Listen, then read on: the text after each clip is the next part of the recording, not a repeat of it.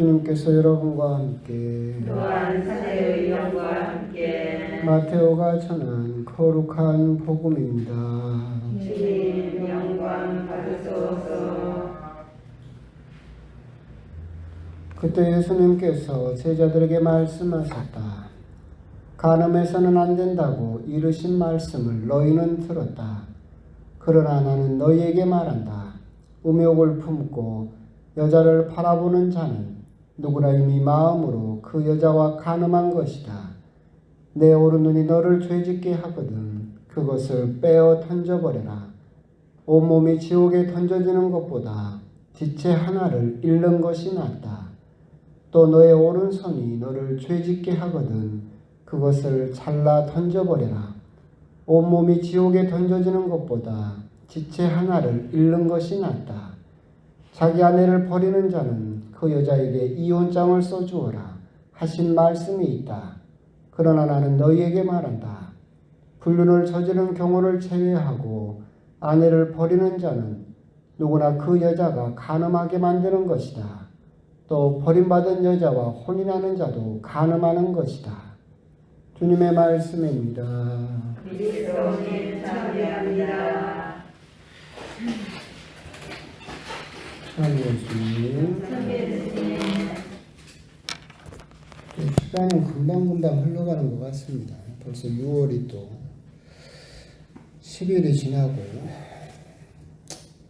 진행되는 곳은 없고 대문에 간판 하나 붙었더라고요. 설계사님이 언제 와가지고 붙여놓고 갔더라고요. 되기는 될랑갑어요. 다 꼭 그 이번 주에 전체 신자 앞에서 할 수 있는 할 말이긴 했지만 꼭 양측이 소명이 된 것 같아요. 이번 주는 기필코 그래도 뭐가 될 겁니다. 죄송합니다. 아무것도 안 되네요. 하지만 이번 주는 기필코 죄송합니다. 이번 주도 아무것도 안 돼요. 이번 주 또 해야 될 것 같아요. 내가 분명히 큰 소리 쳤잖아요. 이번 주는 분명히 된다고. 되기는 개뿔하게. 또 이번 주도 또 한 주만 또 기다려주시면 다음 주는 또 오늘 또 그런 상황이 또 그럼에도 불구하고 다음 주는 기필코 반드시 꼭 될 것이다라고 생각을 합니다. 하여튼 되긴 되겠죠. 장마가 온다고 하는데 오늘 복음은 예수님의 대당명제라고 칭해지는 즉 예수님께서 마테오 복음이잖아요. 새로운 모세로서 모세가 한 율법을 당신이 새로운 모세로서 새롭게 정립하는 말씀들이죠. 너희들은 옛사람에게 살인하지 말라라고 들었다. 그러나 나는 이렇게 말한다. 너희들은 옛사람에게서 거짓 증언하지 말라라고 들었다. 그러나 나는 이렇게 말한다. 그러면서 율법에 대해서 모세가 이렇게 이야기를 했지만 나는 이렇게 말한다라고 하시면서 그 율법을 다시 새롭게 펴시는 정립하시는 내용이 마태복음 이 부분에서 쭉 이어지고 있어요. 그런데 이제 오늘 복음은 간음에 대한 내용이죠. 근데 정말 재밌는 게 형제님이 한 명도 없어요? 오늘 내용은 무시무시하거든요. 음욕을 품고 여자를 바라보는 자는 누구나 이미 죄를 지은 것을 오른 눈을 빼서 던져버리라고 그랬는데 오늘 복음을 알고 다 도망가 버렸는데 아무도 안 와버렸어요. 참 우리 남자들에겐 정말 무시무시한 내용이 오늘 복음의 내용이죠. 우리 가톨릭에서도 그 교황님께서도 말씀하셨지만 진화를 전면 부정하는 건 아닙니다. 우리 가톨릭은 소진화를 인정을 하죠. 그러니까 원래 대진화가 있어 전제로서 하느님 없이 그냥 자연 발생적으로 진화가 이루어졌다라는 것은 받아들이지 않지만 그 자연 환경에 따라서 작은 규모로 일어나는 그런 소진화는 받아들이고 또 인정하고 있고 한 것이 교회의 가르침이기도 하죠. 그런 진화론을 다 믿을 수는 없지만 재밌는 부분들도 있어요. 우리 인류가 이제 인간이 이렇게 마음으로 영장이라고 지구를 정복할 정도로 이렇게 크게 진화를 하면서 발전을 했죠. 근데 그 진화론에서 봤을 때 우리 인간이 이렇게 지배자가 될 수 있었고 진화할 수 있었던 것은 세 가지 개방성이 있었기 때문에 그렇다라고 보통 이야기를 해요. 물론 머리가 좋고 그런 것도 있겠지만 세 가지 개방성이 있다. 첫 번째 개방성은 뭐냐면 위장의 개방성. 위장, 위. 그러니까 초식동물은 뭐만 먹어요? 풀만 먹어요. 육식동물은 뭐만 먹을 수 있어요? 고기만 먹을 수 있어요. 잡식동물이라기에도 먹을 수 있는 것과 먹을 수 없는 것이 막 한정되어 있죠. 인간은 다 먹어요. 심지어 뭐 어느 나라는 뭐 리모컨 다리하고 비행기 날개 빼놓고 다 먹는다고 그러잖아요. 인간은 위가 개방되어 있어요. 그래서 무엇인지 다 먹어버릴 수 있는 그런 개방성을 가지고 있기 때문에 그래서 먹는 것에 크게 구애받지 않기 때문에 이렇게 발전할 수 있었다라고 이야기를 하죠. 두 번째 개방성은 뭐냐면 여러분도 잘 모를 텐데 엄지손가락의 개방성이에요.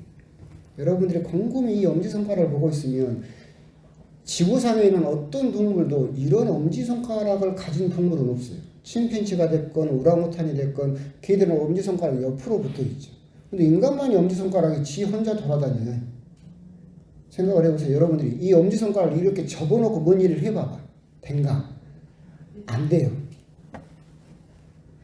그 원숭이가 도구 다루는 방법에서 멈춰질 수밖에 없어요. 근데 인간만이 이 엄지손가락이 옆으로 완전히 개방되니까 어떻게 되는 거예요? 도구로도 자유스럽게 쓸 수 있고 잡는 것도 그래서 이 손이 완전히 개방되는 거죠. 여러분들은 무시하고 넘어가긴 뭐 하지만 이 엄지손가락이 옆으로 이렇게 완전히 360도 개방됐다라고 하는 것은 굉장히 큰 진화예요. 그래서 이 엄지손가락의 진화, 이 개방성으로 인해서 인간은 수많은 도구를 만들어내고 수많은 것들을 이루어낼 수 있었다. 이것이 인류가 가진 두 번째 개방성입니다. 세 번째 개방성은 뭘 것 같아요? 생식의 개방성입니다. 이게 무슨 말이냐면 동물들은 그 발정기가 있어요. 그죠? 1년에 한 번 딱 그 시간에만 발정기가 돼서 새끼를 낳죠. 나머지 기간에는 다른 이성에 관심이 없어요. 사람은 어때요? 시동 1년 365일이 발정기예요. 그죠? 이게 그래서 성적인 개방성이에요. 동물들은 1년에 그 자손을 낳는 기간이 정해져 있어요. 그래서 그 기간에만 자손을 낳고 번식할 수 있는데 인간만은 계속해서 끊임없이 출산할 수 있고 자손을 번성시킬 수 있었다. 이것이 세 번째 개방성이죠. 밖에 누가 온 것 같아요. 들어오라고 못 들어오냐. 그러니까 이 세 번째 개방성에서 이제 오늘 복음을 이제 한번 생각을 해보자는 거지. 이렇게 누가 왔던데? 그런데 이제 그 하에서 인간만은 그렇게 진화를 하면서 이루어진 세 번째 개방성이 어떤 성적인 개방성, 출산의 개방성을 가지게 되었어요.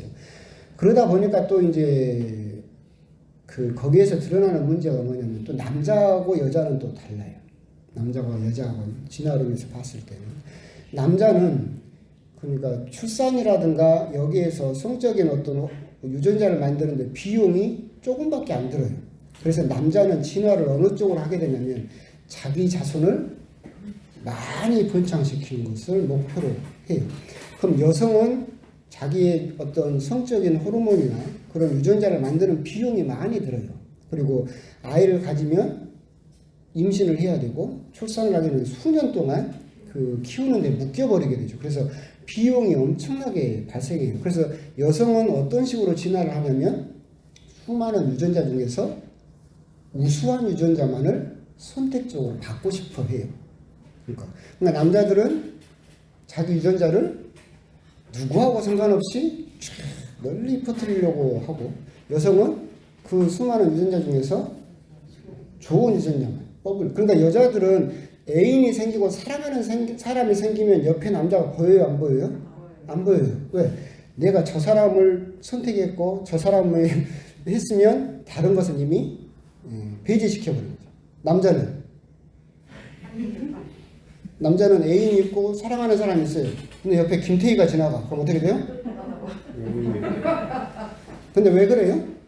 아까 말했죠. 자기 유전자를 널리 퍼뜨리려고 그렇게 진화를 했기 때문에 그래요. 여러분들이 이제 보면 재밌는 연구가 있었어요. 실제로 사람들 앞에서 했었었는데 사람들에게 여자 사진을 이렇게 두 장을 보여줘요. 똑같은 사진이에요. 똑같은 사람이고 똑같은 옷을 입고 있어요. 그래서 이 두 사람 중에서 누가 더 이뻐 보이냐고 물어봤어요. 여성들은 구분을 못해요. 똑같은 사진이라고. 옷도 똑같고 화장도 똑같고 표정도 똑같고 같은 사람이니까 같은 사람이다. 근데 남자들만이 오른쪽 여자가 더 이쁘다고 다 그러는 거예요. 여자들은 이해를 못해. 똑같은 사람인데 왜 그러냐 그랬는데 여기 비밀이 있어요. 오른쪽 여자는 똑같은 사람이고 똑같은 옷을 입고 똑같은 표정을 지었지만 가임기였어요. 임신이 가능한 기간에 그 여자를 찍었던 거예요. 그러니까 여성이 봤을 때는 그게 구분이 돼요? 안 돼요? 안 돼요. 그럼 남자들은 어떻게 해요? 그걸 사진상으로도 구분해 내버린다는 거죠. 무섭죠? 가짜 같아요? 진짜요. 그 여러분들이 TV나 유튜브로 보면 그게 있어요. 실제로 남자들만이 그걸 구분해 내는 거야. 그 정도로 어때요? 남자들은 자기 유전자를 다 퍼뜨리려고 하니까 여러분들이 아무리 옆에 여자 쳐다보지 말아도 본능상 어떻게 돼버려요? 눈이 이렇게 돌아가게 돼 있어요. 물론 그 여자를 좋아해서 돌아가는 게 아니라 본능이 프로그램이 그렇게 되어 있다는 거죠. 그러니까 이제 남성 입장에서 보면 얼마나 억울해. 오늘 복음을 보면 하나님이 그렇게 만들어 놓고 하나님이 그렇게 만들어 놓고 우욕을 품고 여자를 바라보면 오른 눈을 빼버리래. 그럼 남자들은 얼마나 억울해요. 자기 하고 싶어서 했어요? 그냥 그렇게 진화를 했고 프로그램이 그렇게 돼 있으니까 이렇게 갔을 뿐인데 예수님 어떻게 하라는 거예요? 눈 뽑아보라고 그러고. 남자 입장에서는 참 억울한 복음이 오늘의 내용이에요. 그럼 예수님께서는 오늘 복음 내용에서 왜 이런 말씀을 하셨을까? 정말로 이렇게 더 엄격하게 모세의 율법을 강화하려고 그리고 모든 남자의 오른쪽 눈을 다 뽑아보려고 이런 말씀을 하셨을까? 그건 아니죠. 오늘 복음에서 간음해서는 안 된다는 율법과 뒷부분이 연관되어 있어요. 여자에게 이혼장을 써줘라 라고 하신 말씀이 있는데 불륜을 저지른 경우를 제외하고 아내를 버리는 자는 모두 다 간음하게 만드는 것이고 그런 죄를 짓는 것이다 라고 이야기를 하고 계시는 거예요. 오늘 복음의 핵심은 뭐냐면 어떤 율법을 더 강화하고 그걸 더 엄격하게 적용하겠다라고 하는 것이 아니라 율법의 무게추를 맞추겠다는 거예요. 무슨 말이냐면 예수님 당시에 여성들의 인권은 굉장히 약했죠. 그리고 옛날에는 그래도 구약 성경 시대 때는 여성들이 재산권을 가질 수 있었어요. 그러니까 아버지가 딸한테도 유산을 남겨줄 수 있었고 남편이 죽어도 남편의 재산을 가질 수 있었어요. 그래서 여러분들이 그 구약 성경을 보면 형수 취수제라고 있어요. 몰라요? 형이 죽으면 형수하고 동생하고 결혼해서 하는 거예요. 근데 이것을 하게 되는 이유가 뭐냐면 구약 성경에서 여자가 재산권을 가지고 있어요. 그러니까 남편으로부터 땅을 죽으면 땅을 가지고 있잖아. 근데 이 사람이 다른 지파 남자하고 눈 맞아서 결혼해보면 우리 지파 땅이 어떻게 돼요? 그쪽으로 가버리는 거예요. 그래서 이 여자를 못 가게 묶어두는 방법이 뭐예요? 우리 집안 사람하고 계속 결혼을 시키면 이 여자의 재산이 딴 집안으로 못 가게 되는 거지. 이게 별로 지켜지진 않았지만 여러분들이 그 성도들의 창세기를 보면 유다라든가 그런 사람들 보면 이야기가 나와요. 근데 이게 좀 고민이 되니까 예수님 당시에는 이것을 완벽하게 해결해 버렸어. 어떻게 해결했냐면 여자에게서 재산권을 다 뺏어버립니다. 그렇죠? 아예 재산권을 경제권을 다 뺏어버리면 아예 아무것도 가질 수 없게 해버리면 이 여자가 누구한테 시집가든지 말든지 아무 상관이 없잖아요. 그래서 예수님 당시에는 재산권을 다 뺏어버렸죠. 그래서 이 여성은 남자가 이혼장을 써주고 버려불면 그날 당일로 뭐가 돼요? 거지 돼요. 재산권도 없고 아무것도 가질 수가 없으니까. 그래서 이혼장 이야기를 하고 있는데 근데 또 재밌는 게 뭐냐면 이혼장을 써주기가 너무 쉬워요. 그러니까 예수님 당시에 그때 이스라엘 당시에도 남자의 숫자가 더 적었고 전쟁이나 그런 것 때문에 그래서 그 율법에 뭐라고 되어 있냐면 부인이 남편의 눈에 거슬리는 일을 해서 추하게 느껴지면 이혼장을 써서 쫓아버려라. 어떤 규정은 없어요. 남편 눈에 좀 추해 보여. 그러면 이혼장 써서 그럼 추한 일이 뭡니까? 라고 하면 랍비들이 저 밥만 태워도 너희들은 쫓겨나는 거야. 그죠? 그러니까 그 남편 앞에서 조금만 눈에 거스르는 일만 하면 바로 여자는 쫓겨나서 거지가 돼버려요. 또 재밌는 것은 뭐냐면 아무리 그래도 이렇게 부부로 살게 되면 그 남자들이 부인한테 쥐어 사는 경우도 있잖아요. 이혼하자는 말을 했다가는 깍 죽을 것 같아. 그럼 이혼하자는 말도 못 알아듣고 이런 소심한 남자들을 위한 이혼 방법도 있어요. 율법에가. 어떤 거냐면 첫 번째, 이 여인이 잘 때 손에다가 이혼장을 쥐어줘.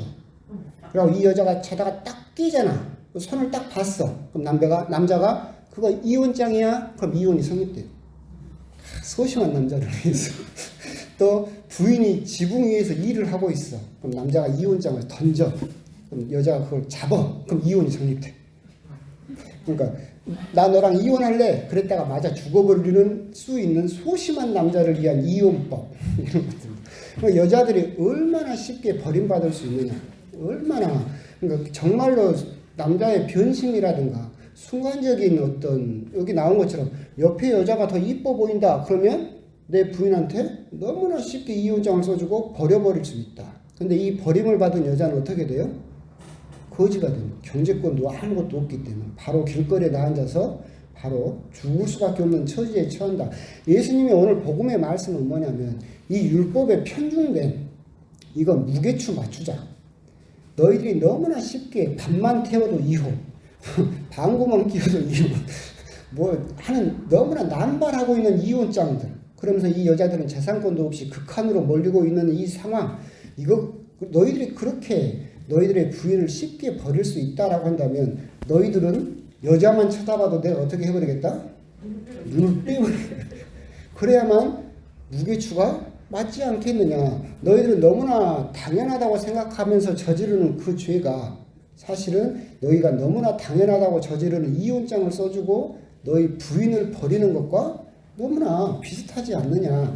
그 뜻으로 해석을 해야 된다. 실제로 지나가는 여자를 쳐다봤다고 해서 예수님이 눈을 다 빼버리겠다 그런 뜻이 아니라 뒷부분 이혼장 부분과 연관되어 있고 그 당시에 너무나 쉽게 남자들이 여성에게 저지르는 비인권적인 그리고 비논리적인 그런 행위들을 예수님께서 꾸중하시면서 너희들이 그걸 너무나 남발하는 것 그것은 너희들이 쉽게 여자들을 쳐다보면서 우욕을 품는 것과 같지 않느냐. 이걸 벌하려면 너희들은 이것도 벌받을 각오를 해라 라고 율법의 균형추를 맞추기 위해서 하신 말씀이다 라고 이해를 할 필요가 있겠다. 그래서 오늘 복음 말씀을 정확하게 이해를 하면 오늘 남자 신자분들이 다 도망갈 필요는 없었는데 오늘 복음대로 다 누나를 뽑아보라고 할까봐 아주 그냥 미사도 안 나고 다 도망간 것 같은데 하여튼 그런 상황 하에서 예수님께서 6계명 간음해서는 안 된다라는 계명을 이렇게 그 당시 사람들에게 해석해 주셨다라고 그렇게 생각하시면 되겠습니다. 아멘.